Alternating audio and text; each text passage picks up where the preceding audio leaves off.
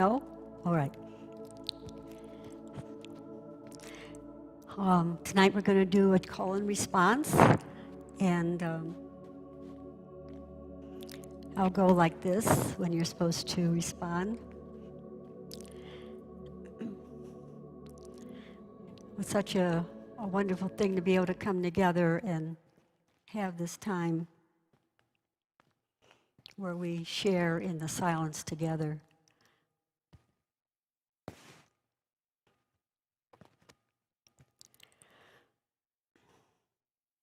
There's so much going on in the world that is so strange.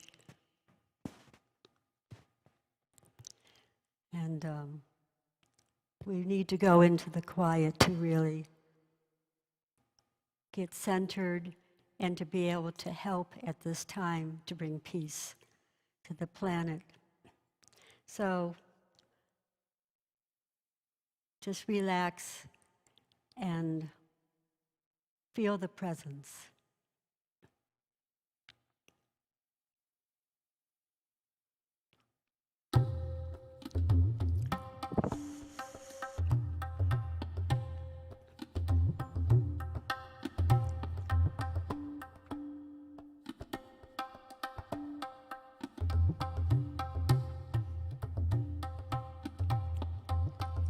From the point of light within, from the point of light within,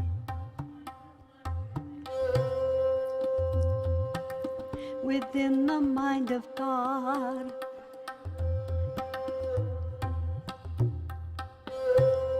within the mind of God. Let light stream forth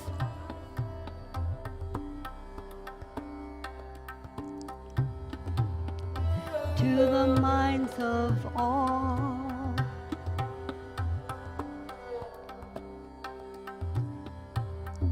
Let light descend on earth.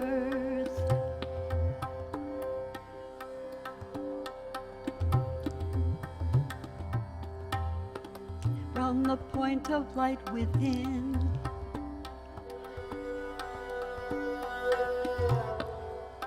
within the mind of God, let light stream forth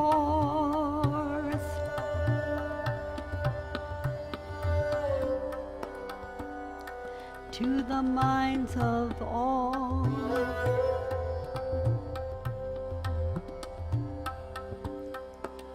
Let light descend on earth.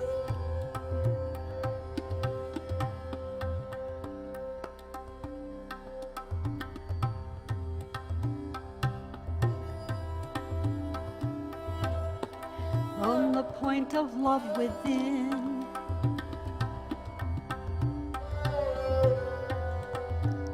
within the heart of God,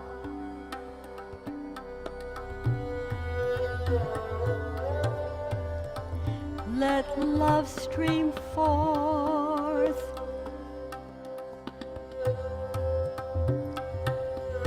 to the hearts of all.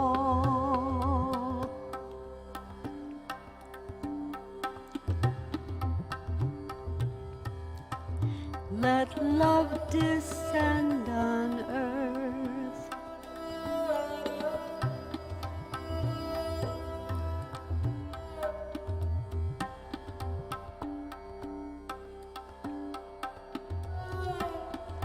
From the center where the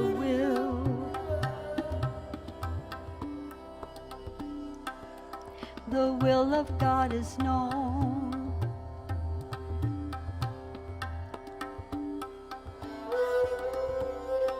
let purpose guide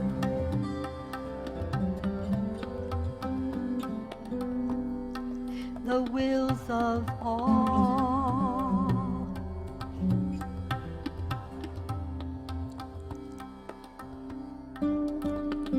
The purpose that the masters know and serve,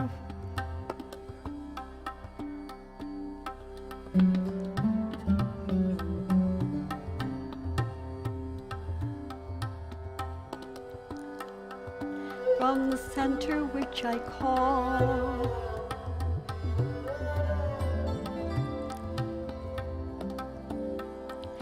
From the center which I call.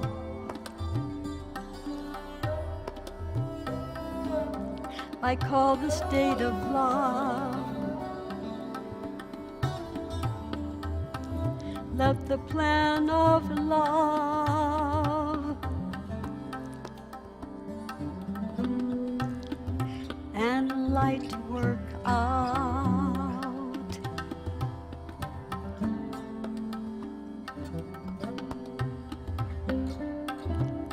The plan of love and light work out. You're doing so good.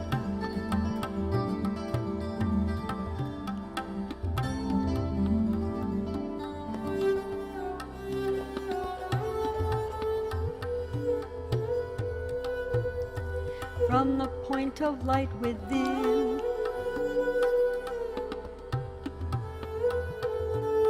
within the mind of God,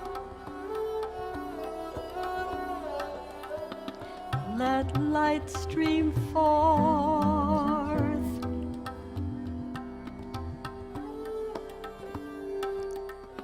To the minds of all.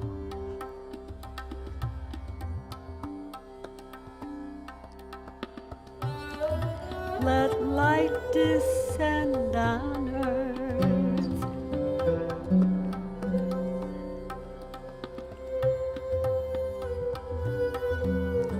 From the point of love within,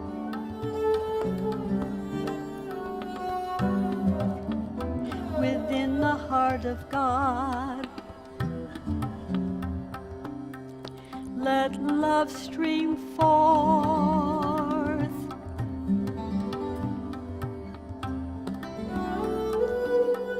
To the hearts of all.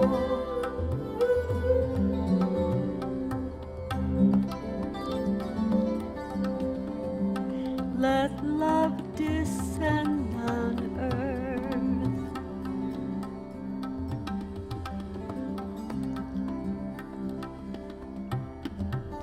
And may it seal the door where darkness dwells.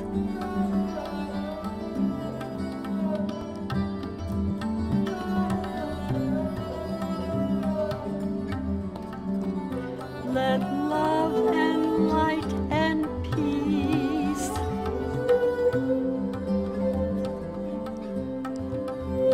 restore the plan on earth.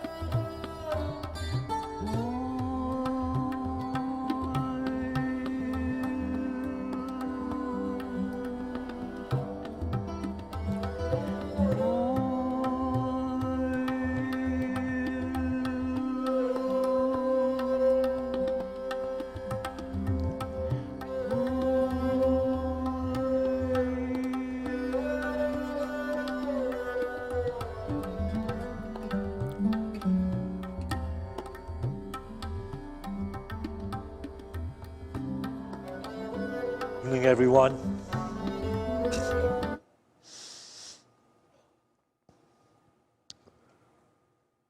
Some years back, we were talking about a transformation in consciousness that would open people to understand themselves to be conscious co-creators with God.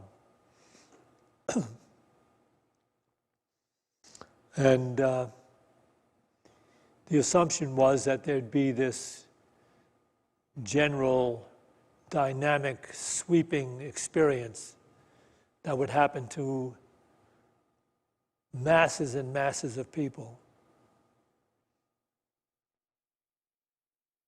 Well, that's not the way it works.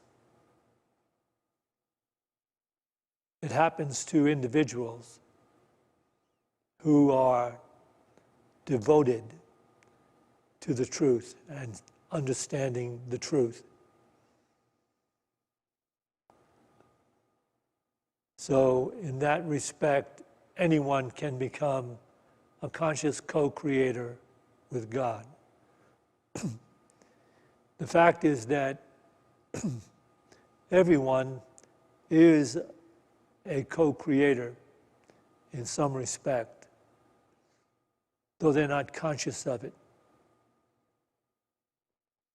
And so they create experiences that are not really in harmony, or that generate peace, healing, love.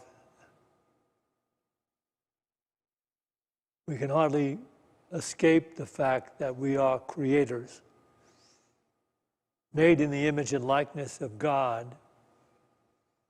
And we have this whole idea that was shared by the Master of Life, Jesus, when he speaks to his disciples quite often. He is referring to the name of God. And in one case, when he's confronted by the Pharisees, who are upset with his words, and he says to them,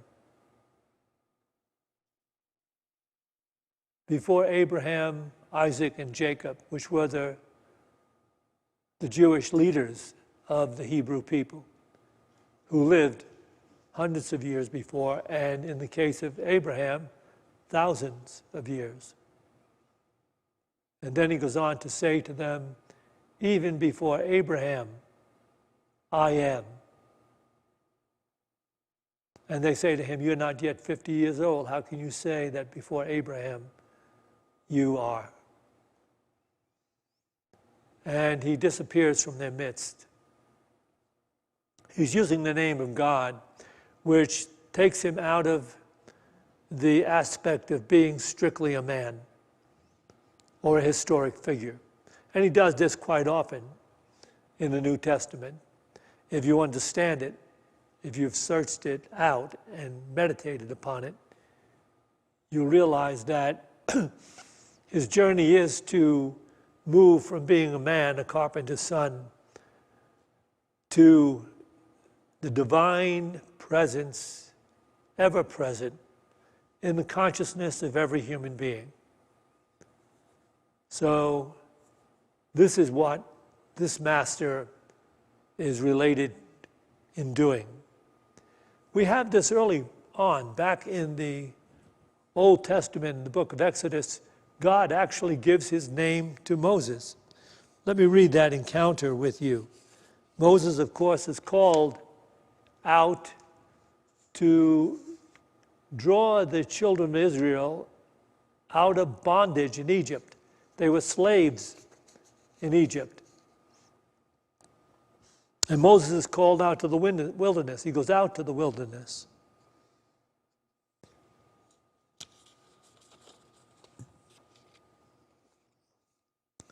Then Moses said to God, if I come to the people of Israel and say to them, the God of your fathers has sent me to you, and they ask me, what is your name? What shall I say to them?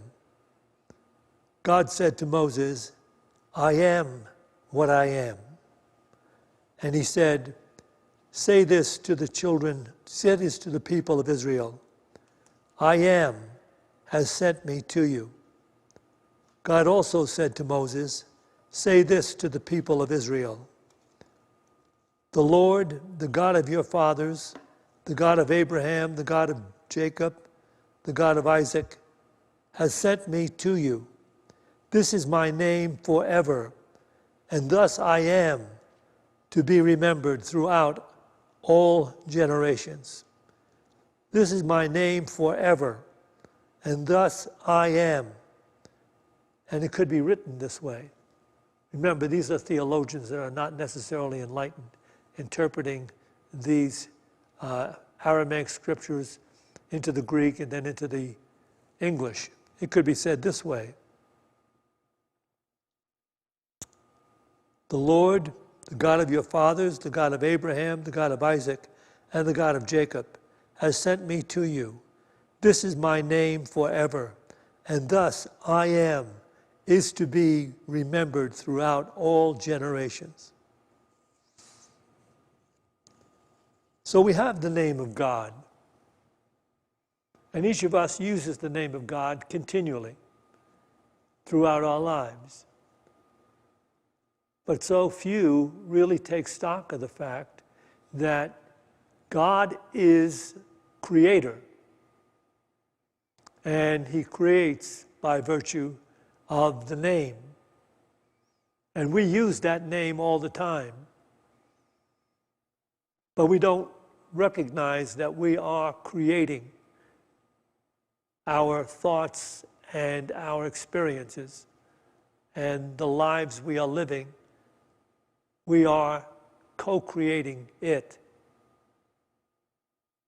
Now, it's understood that we were born and raised in different families, different cultures even, in different places, different environments. And so we had no real understanding about the power of our minds to create. So we, when we were growing up, were receiving this input from people, from our parents, our peers, our school teachers, and all the authority figures of the world, who really, so many of them, their interest is in only creating servants, creating consumers. So all of this input went in before we had any inkling of knowing that we didn't have to become those things that they projected into our minds. So when we reached the ages of 17, 18, 19, 20, perhaps, in those early stages, we could have then changed things. Of course, up until that point, all that conditioning that we believed in created who we believed ourselves to be, how we identified ourselves in this physical body. And we might have been holding really limited thoughts about ourselves, depending on who our parents and peers were, where we grew up. I can say for myself, I grew up in a very limited, negative thinking consciousness in that time. And I learned all the wrong things and tried to make my life work in all the wrong ways. So it is possible to be seriously limited. But when you get the truth, when you start to explore the truth and find out that the creative power to change one's life experience resides with that one. And so I am using the name of God all the time and believing myself to be this that I am believing myself to be, just as God says I am that I am. You could say the same thing. I am what I am making myself to be. Think that through for a second. Just take yourself right where you are and say, I am what I'm making myself to be, because I believe myself to be what I'm making myself to be. I believe it. But if you were to want to change something within your own experience, you would have to change the way you believe about yourself. And when you change that, you'll also change the way you believe about others. And so at some point in our journey, we have to come to take responsibility for the fact that we could transcend all the negative input that we received while growing up. We could enter a state of consciousness in which we had wholeness and healing and joy and peace and harmony in our bodies, in our minds, in our relationships. But as I said, the world, and Jesus speaks about the necessity to overcome it, the world, by virtue of the fact that it is ignorant, lives in an ignorant definition of life and is forever trying to propagate its power of limitation. And so many imposters have fed us lies and limitations. And we have the media doing it all the time. But we don't have to abide by it. We can remove ourselves from it if we understand that this idea that I am a co-creator using the name of God. You might be saying things like, look at the difference between this. If someone is saying to himself for quite a while, I am a very intelligent person because I get A's in school. Then you have someone else saying, I am weak and prone to disease. My parents were aware of this ever since I was a child. Or someone else may say, I am becoming a great entertainer. Or I am becoming a singer. I'm learning how to sing and I sing very well. Or you can say, I am afraid of competition. So I can't really, pass the tests as well as other people do. Or you can say, I am bright and ambitious. It can be your outlook on life, your in-look and outlook. I am bright and ambitious. People corroborate this. Or you can say, I am too old for this. Or you can say, I am unable to handle these children. Or you might be saying, I am optimistic about my goals. Or you might be saying, I am always being passed over. There are people doing this all the time. And some people do it, by the way, because they get a secondhand rush from the idea that when you are portraying yourself as a victim, other people ordinarily, they have compassion for you and they feel sorry for you. If they are themselves not enlightened, they'll feel sorry for you. And they'll go along with whatever conversation you're sharing with them about your victimness. And so people get a rush from that, a certain kind of rush. Some people thrive on being victims. Every time you hear them speak, they're speaking about what's happening to them, what terrible things have occurred, how difficult it is for them to get anything done because of such and such or so, and the world in general. And we naturally say, oh yeah, wow, it must be tough. And so they get that kind of limited feedback, a limited left-handed rush to feel, oh, they love me. They don't really love you. They're simply responding to try to make you feel better because you want to make them make you feel better. And you do that by wanting to pretend, to play the victim in their presence. So now we are talking about the mind and how it works, how we can transcend the limited thinking and experiences, really, that have generated the person who we are this day. All of us have fallen prey to that, as I said, myself, for many, many, many, many, many years. But there's a time when you can come to the realization that you no longer have to go along with that conditioning. You can transcend it and transcend the world by finding a life truly worth living and by becoming an inspiration to everyone else you encounter in every way. And you have to change the way you think about yourself and believe about yourself. Most of you are familiar with the spiritual practice of setting your intention. So the general idea is to set your intention about what you want. Focus your mind on what you want. Create a treasure map of the things or situations or conditions that you want in your life. And so you just kind of are going to keep your mind focusing on that to try to make it happen. Let me share something with you that is misunderstood totally by so many people that believe in mind over matter. The creative power is God power. It is love. So the difference is, the reason why people and their many intentions set do not come to pass is because they are not in love with their intention. They are simply mentally trying to fabricate what it is they want life to present to them.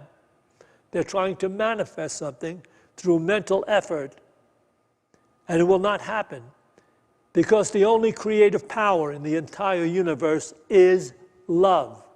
And what you love, ultimately, you will love into manifestation. So heartfelt intentions come to pass. Mind-made, cold intentions mostly fall short of anything. So you have a key now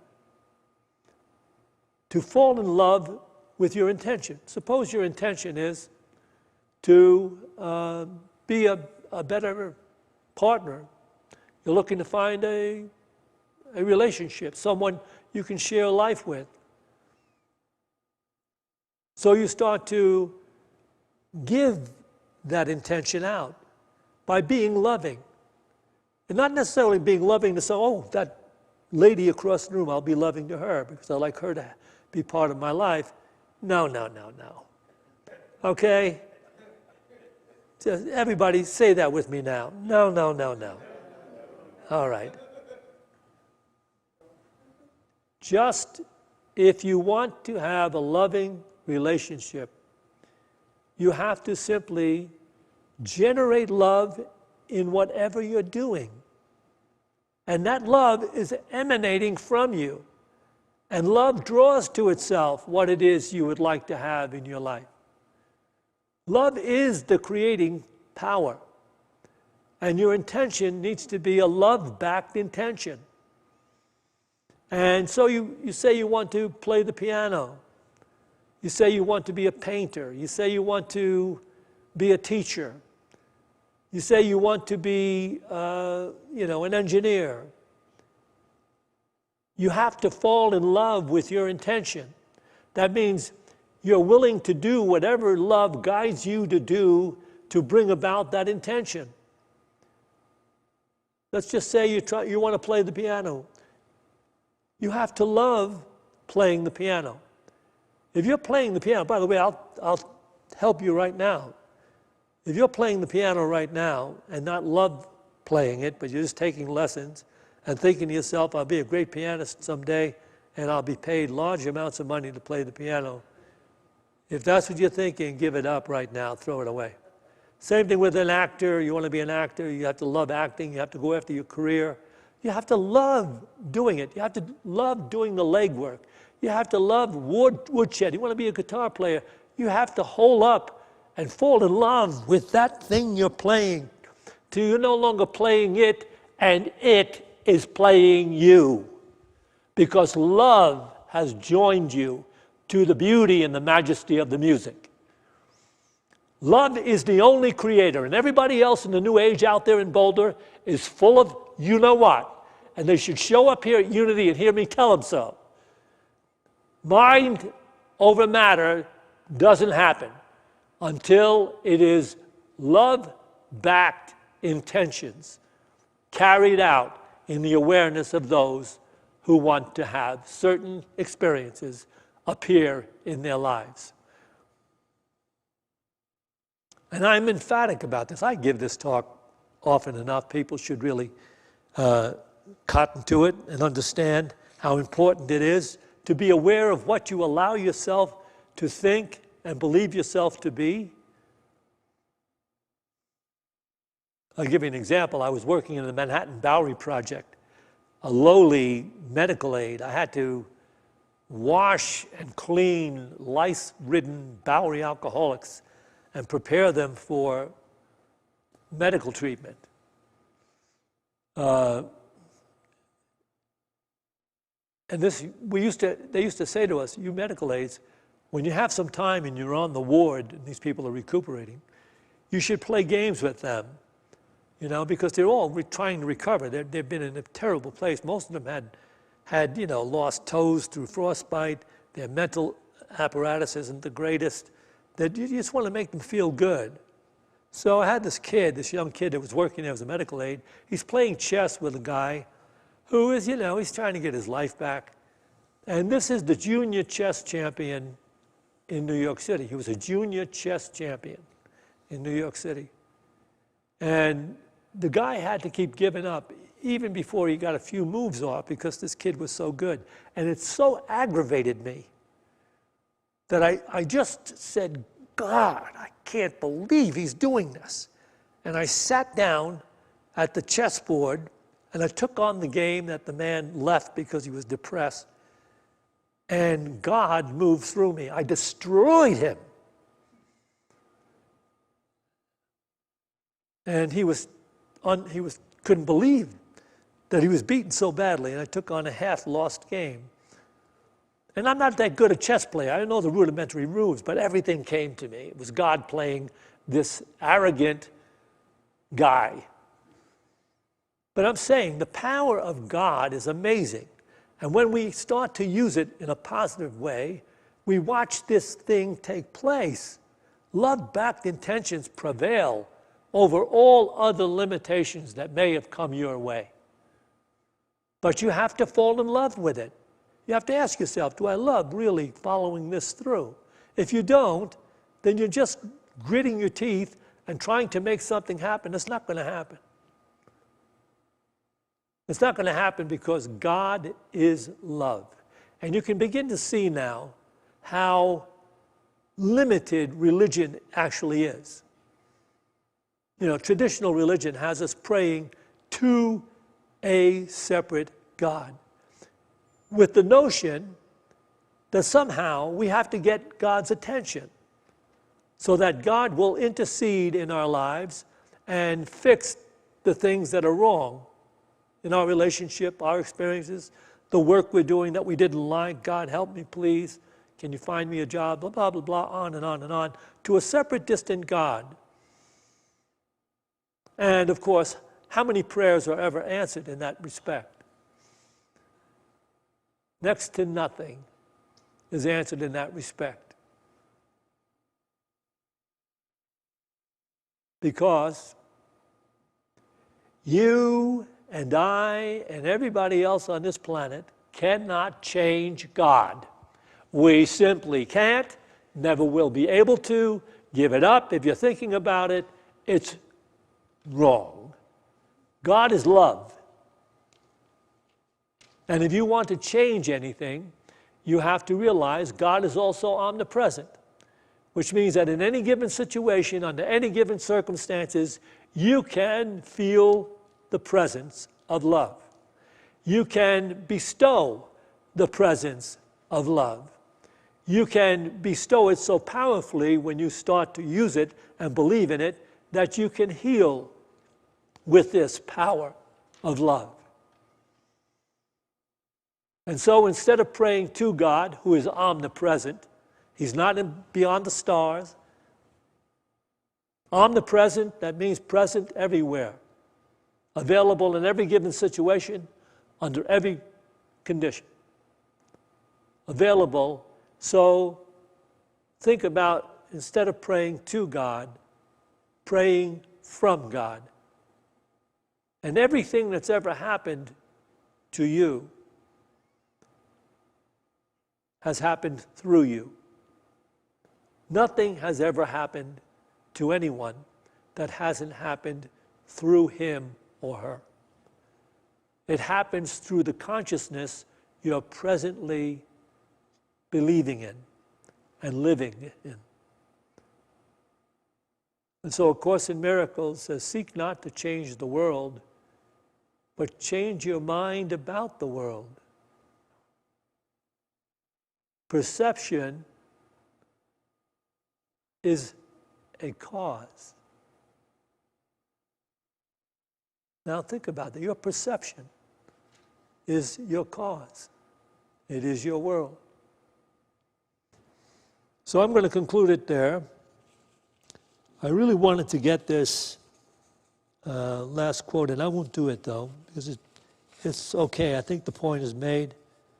And I'm going to bring up, and in fact on Sunday, I'm going to emphasize this really powerful Course in Miracles approach.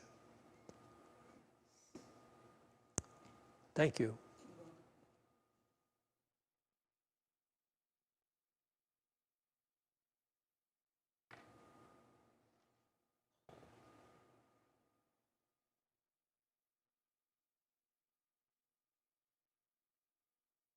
So,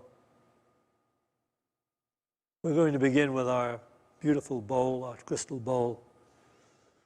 Listen to the sound of it and get away from the world just for these few moments in which you're thinking, and dealing, and trying to get things ready and work it and get it, and finally see if you can get ahead. So you're on. Instead of doing that, give that all away for a few minutes and just be okay with enjoying the peace of sitting here doing nothing. As you listen to these beautiful tones, and just feel the gratitude of being able to sit here and do nothing. And then when we get to that place in the meditation where we're practicing the silence, you may want to hold this thought. God is love. Love is life. I am God's life. I am. I am. Breathe in the I, breathe out the am. God is love. Love is life. I am God's life expressing. I am. I am. I am.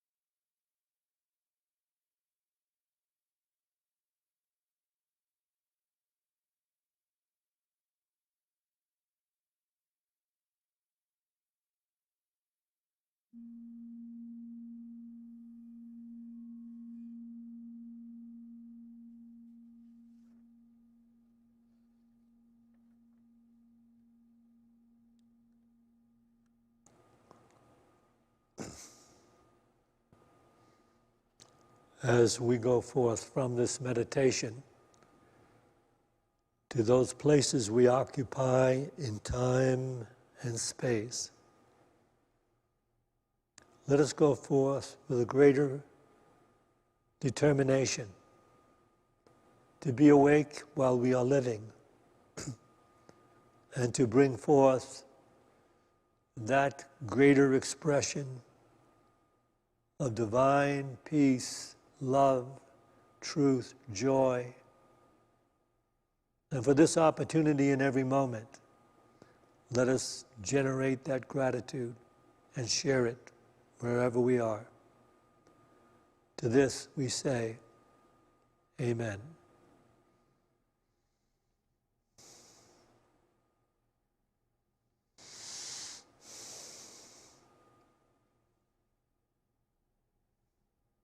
We will take an offering for unity now. Oh, we're going to do the prayers, right? Let's take a couple of deep breaths, get back into that space of being.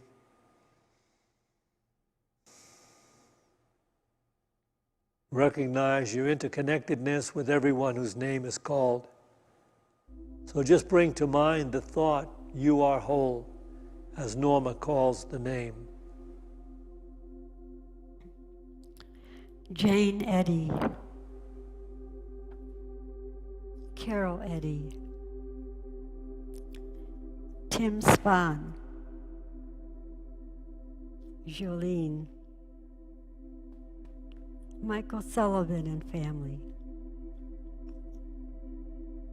Julie Palm, Sandy Spahn, Michael Spahn, Dan Spahn, Diane Spahn, Bob, children and parents of those lives touched by the Texas high school shooting,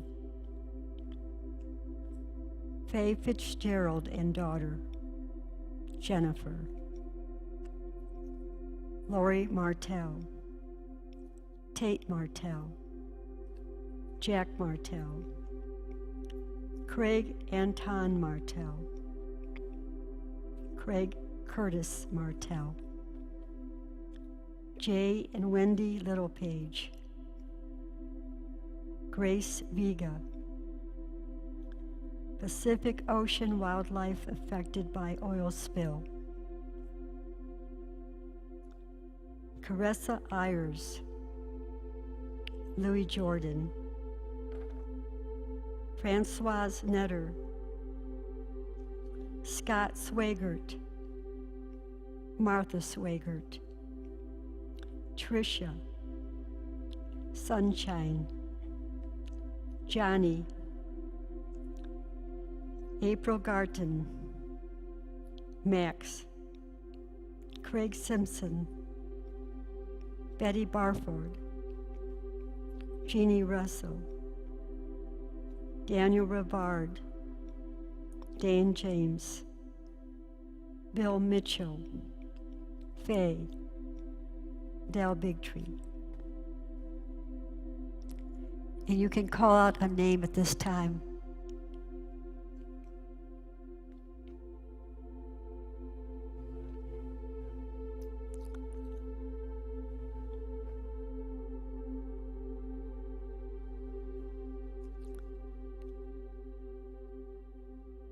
May you see this light surrounding the prayer box, and all the people's names have been submitted throughout the month. We see them healed, physically, mentally, and spiritually.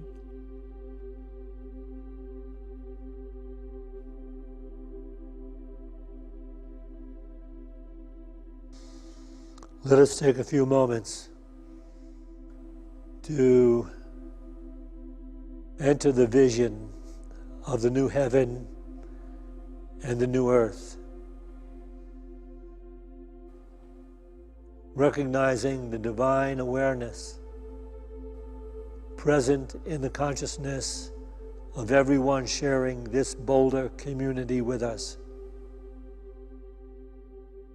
And this divine awareness entering the consciousness of everyone sharing the state of Colorado with us.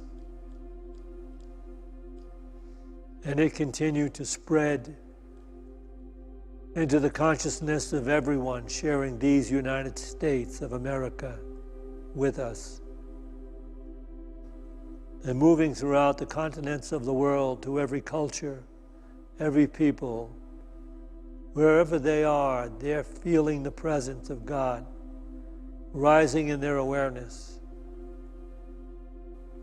And this divine awareness bringing forth that healing necessary for all of the creatures on this planet, for all the vegetation, the trees, the forests, the rivers and oceans, being transformed again by inspired people. As we see this world returning to its pristine majesty, let us pray. The light of God surrounds us. The love of God enfolds us. The power of God protects us. The presence of God watches over us. Wherever we are, God is, and God is love. To this we say, Amen.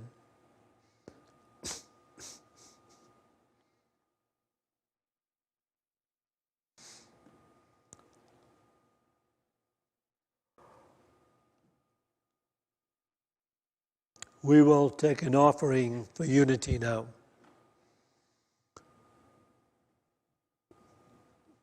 We'll take a physical offering here, but we have the dip jar, so you can use your credit card to make donations in the lobby.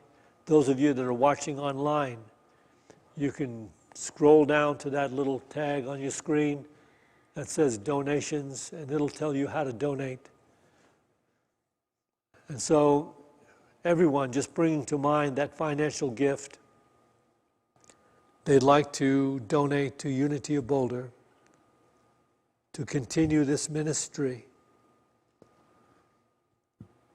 We bless this offering with this offering prayer. Divine love through me blesses and multiplies all that I have, all that I give, and all that I receive, because I give. And so it is.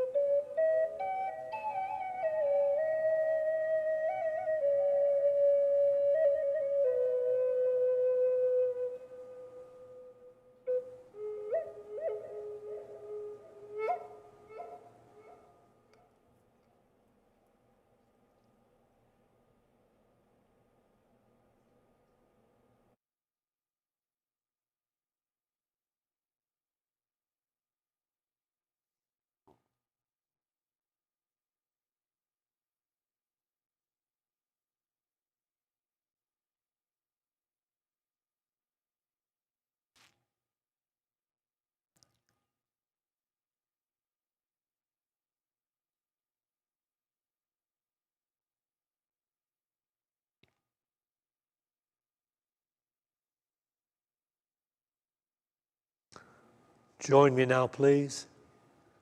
We dedicate this tithe to the will and the work of the Spirit of truth and to the victory of the Spirit of truth.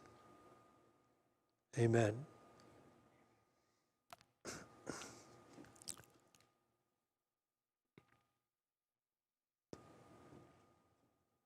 I want to thank you all for showing up. And the bookstore is open. We have The refreshments. bookstore is open tonight. We used to do this. You can show up in the bookstore and have a cup of tea and chat, stay around for a few minutes and, participate in the fellowship over there. And to everyone, good night. You can have autographed copies of your new book. I don't have any books. I don't have any in my books. If you buy them, I'll autograph them. Yes.